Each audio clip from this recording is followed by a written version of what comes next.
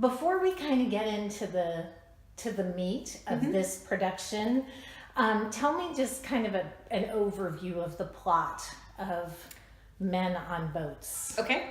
So Men on Boats, actually, the play follows the chronology of John Wesley Powell's trip down the Colorado River through the Grand Canyon. He was tasked by the government to map that area. He was a geologist, which I find really interesting, about 10 years after Darwin published Origin of Species. So he was someone who sort of flew in the face of a lot of convention. He had lost a part of his arm in the Civil War, so he couldn't boat by himself. So he hired some people and then sort of cajoled some people to participate in him. They were a party of 10. Over the course of 2.5 months, they became a party of 6.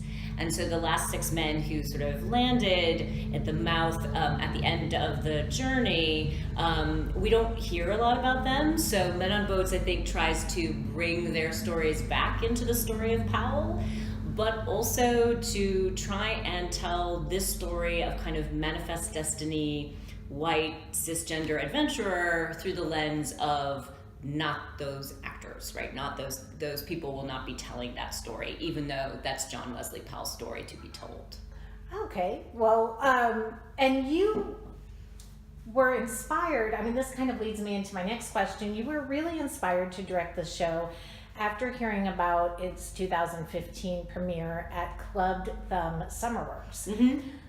Last summer, I sat down with Bonnie Milligan from Head Over Heels. Oh, yeah. And we had a nice conversation about Ben Brantley's review of Head Over Heels and how he pretty much dismissed the entire non-binary community in his review of that show.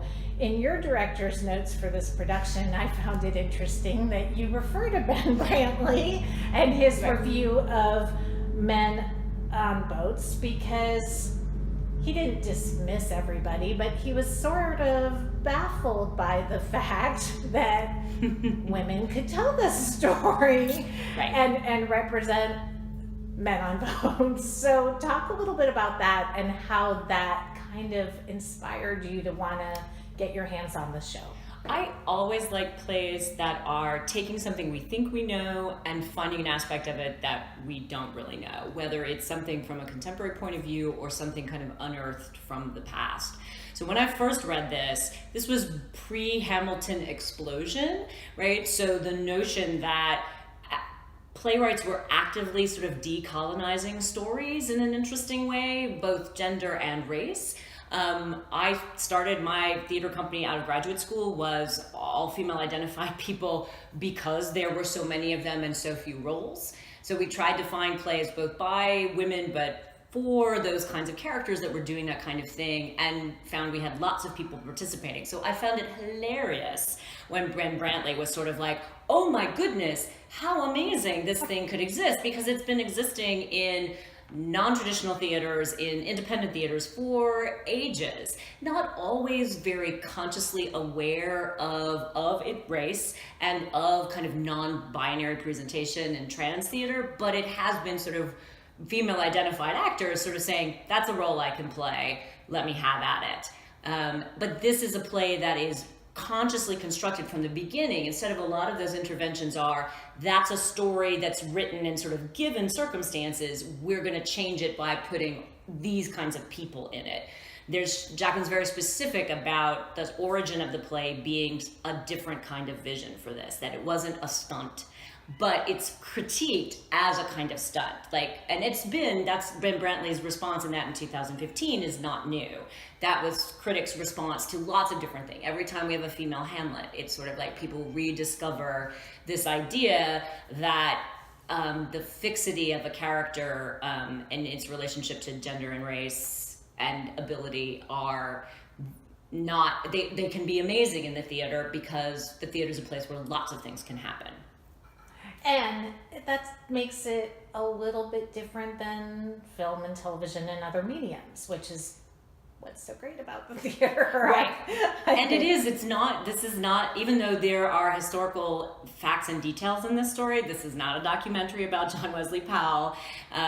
This is a theatrical telling that's really trying to use the tools of theater to get us looking a little bit deeper on who gets to tell what story of history and why. I know, and you touched on this, that you feel female identified actors' abilities are underutilized in much of contemporary American theater. Why do you think, and there's a big push now for gender parity in the theater, the League of Theater Women have, had this whole charge of 50-50 by 2020. Right. Why is gender parity so important in the theater in your... Well, we're the ones who work. I mean, we work in the theater. Theater majors are majority women. They have been since I was in college.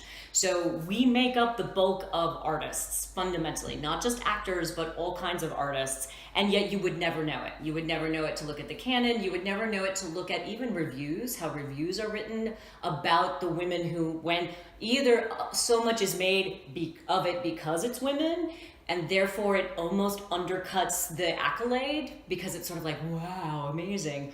Or they are dismissed, or their work is spoken about, but they're not given their full name in a review. Or if they are, it's only when it's negative, or only when somebody is looking for something else, sort of to critique. So I think inclusion is terrific. I think inclusion could grow from the ground up. And when women are allowed to sort of take the helms of some artistic, or just you bake it into the process. I typically, just as a working practice, work with majority female production teams. Those are the people who I have collaborated successfully with. Therefore, we have a good vocabulary with each other, but I also make it a part of the practice. It just is going to be how I work. And I think if more people sort of did that, and even when you looked around, which I think is becoming more and more too about whiteness, you look around and there aren't people in the room and you might be the only one. The point is to say, there are not enough of these kind of people in the room. And the next time I work here, I would like to make sure that there are more of these people in the room. Or instead of me, here's a person I know that you can hire. So we do, I think the movement for gender parity amongst female identified women and women of color is a way to lift each other up and make what networks we already know exists more visible to other people who might not deliberately or just not thinking about it, not know about them. Love that. Talk to me about the theatricality of the piece and this production and the challenge of reimagining the piece without having either what the audience might expect as men or boats. Right. What is so terrific about the play is it has the device of verse drama and sort of Elizabethan that is that all the details you need to know about what we're doing, where we are and who we are and what we're doing are in the language.